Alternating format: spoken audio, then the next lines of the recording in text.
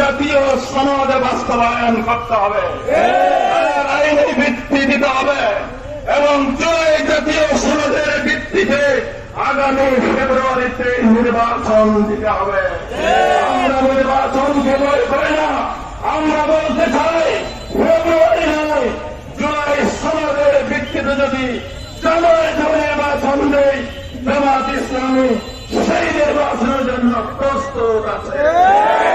কিন্তু আমরা যেমন তেমন একটা নির্বাচন করে নতুন কোন স্বৈরাচারকে আমরা ক্ষমতায় বসতে দেব না।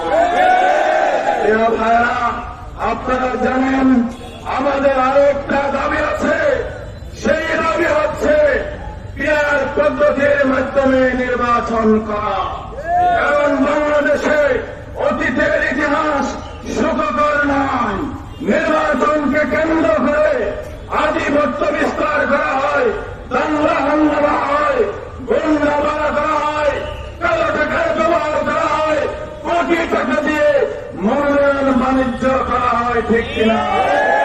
আমরা বলতে চাই সকল ভোটারের ভোটকে মূল্যায়ন করে, সকল দলের ভোটকে মূল্যায়ন করে এমন পদ্ধতি হচ্ছে পিয়ার পদ্ধতি, যার মাধ্যমে সকল ভোটারের ভোটের মূল্যায়ন হবে এবং সকল দল আনুপাতিক হারে আসন নিয়ে তারা পার্লামেন্টে যাওয়ার সুযোগ হবে।